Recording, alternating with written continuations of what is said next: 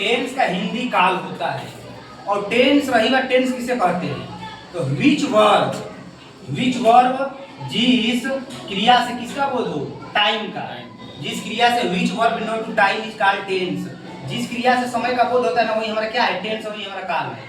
और टेंस की उत्पत्ति टेम्पस से हुई है। टेंस की उत्पत्ति किससे हुई है? टेम्पस। किससे हुई है? टेम्पस से। इसका अर्थ होता है बाबू समय। अब देखिए, इसमें पहला टेंस 3 प्रकार के होते हैं, प्रेजेंट टेंस, पास्ट टेंस और फ्यूचर टेंस। सबसे पहले हम चर्चा करते हैं प्रेजेंट टेंस। प्रेजेंट टेंस का हिंदी होता है वर्तमान काल। क्या होता है? वर्तमान काल। लेकिन अगर कोई पूछ देता है कि प्रेजेंट टेंस को हम पकड़ेंगे कैसे, तो सबसे पहले उस सेंटेंस के लास्ट में जाइए, आए हूं हो, इसके अनुसार पकड़ेंगे। जिससे हमेशा प्रेजेंट टेंस का पहचान होगा ना, पकड़ होगा ना, वो हाय हूं से होगा। उस सेंटेंस के लास्ट में क्या लगा रहेगा? हाय हूं हो। तो आप लोग जान जाइए, मने मने मान जाइए, वो प्रेजेंट टेंस है। क्लियर? अब उसका पहला भाग हम चर्चा करते हैं प्रेजेंट इंडेफिनिट। प्रेजेंट इंडेफिनिट जिसका हिंदी होता है अनिश्चित वर्तमान काल। क्या होता है? अनिश्चित वर्तमान काल। बोलो क्या होता है? अनिश्चित वर्तमान काल। और इसका पहचान होगा, इसमें हमेशा हिंदी क्रियाओं के अंत में रहेगा ता है, ती है या ते है, यही रहेगा ना। तो हिंदी क्रियाओं के अंत में जीन, कीन, जिन भी हिंदी क्रियाओं के अंत में ता है, ती है, ते है इत्यादि हो, तो आप लोग जान जाइए, मने मने मान जाइए, कोई और टेंस नहीं है, वो प्रेजेंट इंडेफिनिट टेंस है। मतलब का अनिश्चित वर्तमान काल है। क्लियर? अब आते हैं सिंपल सेंटेंस। सिंपल सेंटेंस को अफर्मेटिव भी कह सकते हैं, पॉजिटिव भी कह सकते हैं। और सिंपल सेंटेंस साधारण वाक्य। अब हम रूल पे चर्चा करते हैं। तो सिंगुलर सब्जेक्ट, सिंगुलर सब्जेक्ट का हिंदी होता है एक वचन करता। क्या होता है? एक वचन करता। और सिंगुलर सब्जेक्ट आप लोग बोर्ड पर नोट माइंड रखिए, ही है। क्लियर? सी ईट नेम।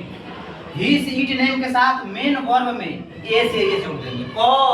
जब सिंगुलर सब्जेक्ट ही सी ईट नेम दिखाई देगा तो उसमें ए से ई जोड़ देंगे। उसका ट्रांसलेट करेंगे और बाद उसमें एस या ई जोड़ देंगे। और प्लूरल सब्जेक्ट अगर रहेगा, जैसे आई यू दे के साथ, तो मेन वर्ब में नो यूज आप पीएस, इसमें ईएस नहीं लगाना। एक वचन की बात आती है, माने सिंगुलर सब्जेक्ट की बात आती है बाबू, माने ही सीट नेम रहेगा ना, तो मेन वर्ब में हम क्या जोड़ेंगे? ए से ईएस। अब वो है, अगर आई यू दे रही तो मैं ईएस ना लगी। क्लियर? अब देखिए, फार्मूला में सबसे पहले हमारा सब्जेक्ट रहेगा बाबू, सब्जेक्ट के बाद मेन वर्ब में एस या ईएस। लेकिन इनके किनके तो रूल सिंगुलर प्लूरल के अनुसार लगाएंगे। तो ऑब्जेक्ट, उसके बाद से ईटीसी।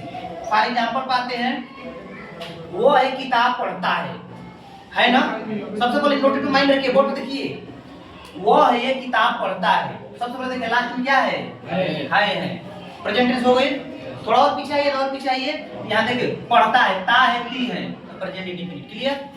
पहले पकड़ेंगे हम टेंस को, ऑटोमेटिक है, तो प्रेजेंट टेंस है हूं सब पकड़ रहे हैं कि है तो प्रेजेंट है। तो वो किताब पढ़ता है, तो सबसे पहले यहाँ होगा ही। अब देखिए मेन वर्ब सिंगुलर है ना, तो सिंगुलर रहेगा, तो सिंगुलर के साथ मेन वर्ब एस लगेगा। क्लियर? तो यहाँ हो जाएगा रीड। तो रीड में हम क्या जोड़ देंगे? एस। Reads a book. एक और है, मैं अंग्रेजी पढ़ता हूँ, तो आई हमारा सब्जेक्ट बोल बाबू। अब देखिए इधर से आइए, पढ़ने का क्या होगा? रीड। अब देखिए आई के साथ मेन वर्ब में एस नहीं लगेगा। क्लियर? माने आई अभी कहाँ है? वो वचन है ना, ये प्लूरल है ना। उसके बाद से रीड और उसके बाद से इंग्लिश। अगर इसमें कहीं डाउट होगा तो आप लोग कर सकते हैं, ऑटोमेटिक है।